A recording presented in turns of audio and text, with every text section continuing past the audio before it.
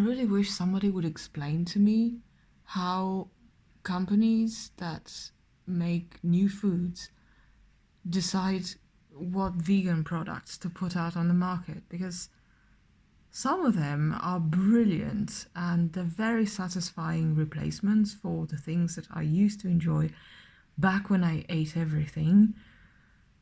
And most of them are such crap. It's as though they actually hate vegans but want the vegans' money, and they put out products that are well packaged with a nice packaging design, but they taste like crap.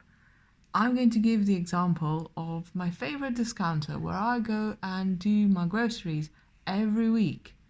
And they have one kind of vegan pizza where, I'm not shitting you, they replaced the cheese on the pizza with, hold on, spinach.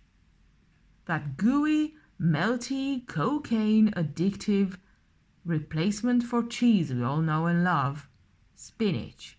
It's as though they were saying, fuck you vegans, you don't deserve to experience the pleasure of a good taste. You don't deserve to experience the delight you get from just chucking a pizza in the oven and getting something super yummy that's already been put together for you. No, you have to toil with a soggy ass, disappointing mishmash of veggies on top of a soggy ass dough.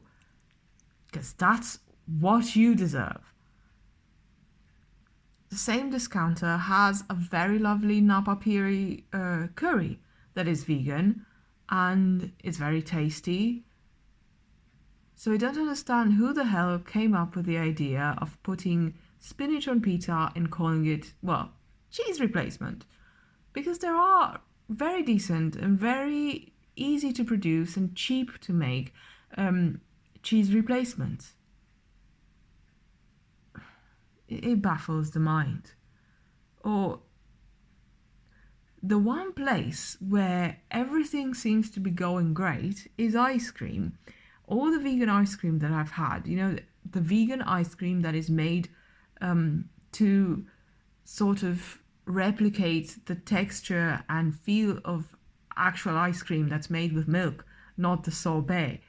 All the vegan ice cream that I tried, that store bought, was delicious. But of course it had calories up the wazoo, and you can't expect to eat much of that and still fit through the door. So yeah, that's a treat enjoyed in great moderation. Another topic are burgers, because burgers are part of a conversation, and firms that work in the food industry are not listening to vegans when we say that we're not all health nuts, we're not all diet obsessed. We want to be able to have convenience items too. We want to be able to go into a store after a long, exhausting workday and buy something that's already made and just put it in the oven and get the satisfaction of a tasty meal without having to toil and slave over it for 3/4 of an hour. I have to cook every day almost because of this. Or I have to live on the few substitutes. Like here in stores, there are substitutes for nuggets, for schnitzels, for burgers. And burgers are win some, lose some, Some of them are brilliant and others are disgusting. Like one of the stores is trying to persuade me that mashed broccoli with peas is a great recipe for a burger. No, it's not.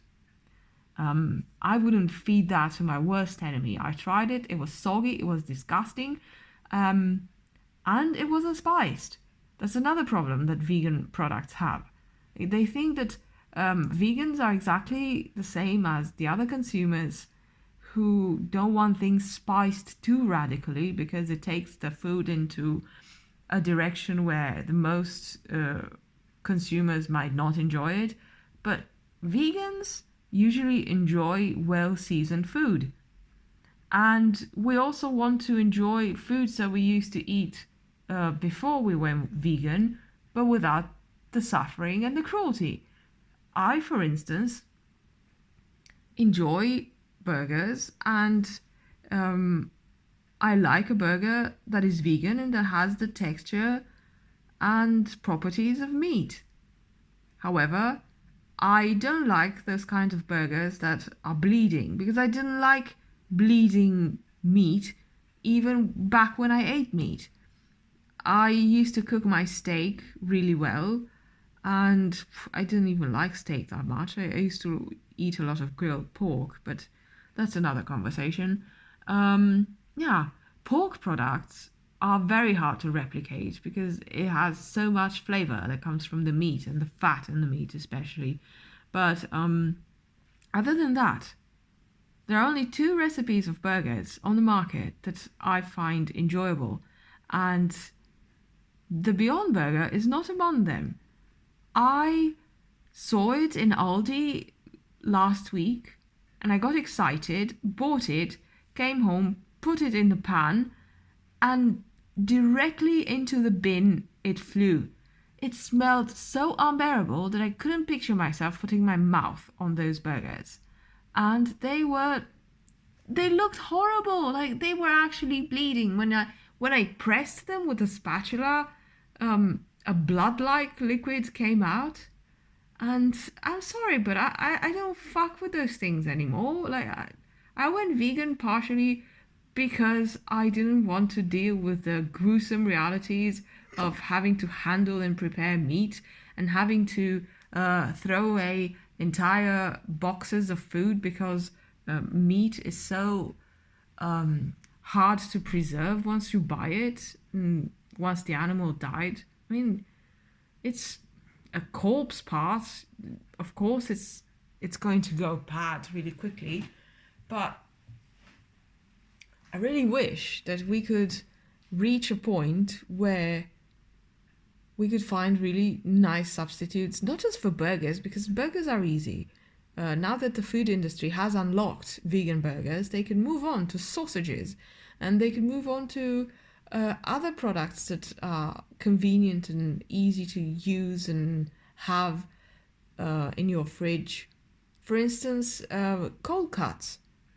There's one store in my entire city that sells decent vegan cold cuts, and there are many companies that sell vegetarian cold cuts, and I don't understand the logic, because if you're going to change the animal protein and replace it with another kind of animal protein, you've accomplished nothing. Why not invest a bit more in research or add a bit more fat in your product and make it vegan? Because vegetarians are perfectly able to eat a vegan cold cut and appreciate it. And you're going to sell your product to more people this way. But if you're making it vegetarian, like I'm going to get excited by that green V logo, and then I'm going to read underneath and I'm going to see that, oh, it's the long word. It says vegetarisch. Fuck that. I really don't understand why it's so hard, and why it takes so long. If you're making a replica, a vegan replica for mortadella, why not make it with pistachios, just like the original one, like the meat-based one, because the original mortadella doesn't have pistachios. It's a product of controlled origin, actually, and what's being sold in stores is a knockoff. But beyond that, ham, for instance, there's a lot of there's a lot of possibilities. You can work with seitan, you can work with pea or soy, or not pea as in PEA, soy, or other kinds of protein that you can texturize, or jackfruit. You can texturize it and make it behave just like normal ham. And I know for sure that the product that is used to make ham taste like ham is plant-based. Why not purchase that, use it on a plant-based sort of protein, and then make a product that is really appealing and really tasty? Why make something that is so unseasoned and so texturally unappealing that everyone who buys it is only going to buy it once and then taste a little bit of it and then chuck the rest into the trash? It's not fair. And I do believe that companies are racking their brains thinking, how can we take money from vegans without validating their choices or something like that? I don't know. It looks strange. Also, there's the problem with vegan products that appear on the market, are very yummy, everybody loves them, and then they're gone. Like, there were those marinades that a very famous company that makes butter substitutes and oils. They released 3 kinds of marinades and they were just a one summer thing. They exhausted their stock and then they stopped producing them for some reason. They were yummy and they were the only marinades that were found all year. They were found not in a sachet as part of a promotional action, and I really didn't understand. Why did you stop, guys? You were doing great.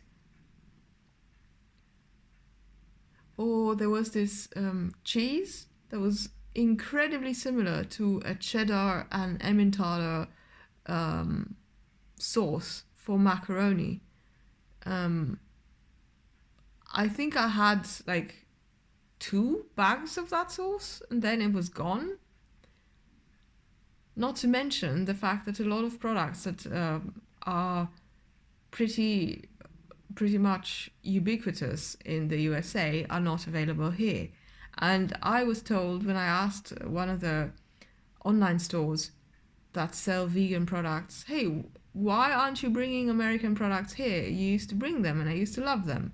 Well, it's because of European laws, because we have similar products here and we have to promote those over the American ones. Yes, but the ones that we have here are very shyly seasoned and they don't have the same properties as the American ones. Like, if I'm buying a cheese substitute to put on pizza, I expect it to be 3 things: melty, salty, and greasy. Because that's what you expect from any cheese on a pizza, and if it doesn't melt, if it doesn't have any taste, then why is it even there? Anyway, I shouldn't rant so much about these problems, because I do realize that I am privileged in that new vegan products come out every week almost, and there's a lot of things to get excited about. But I genuinely wish that the convenience aspect was a lot better handled for the vegan market segment. Like, I'm really happy. I'm always happy to cook. But sometimes I'm also very tired and I would really love to be able to buy a lasagna. I don't care what you put in it. Maybe don't put too much spinach. But I would love to just be able to buy a lasagna, put it in the oven, or a quiche. You can definitely make great quiche with vegan ingredients. I don't know why companies aren't making that, packaging it and selling it to tired people who have just had a very long workday and who would love nothing else but to give you money in exchange for a very salty, very fatty, and very satisfying treat. That's all.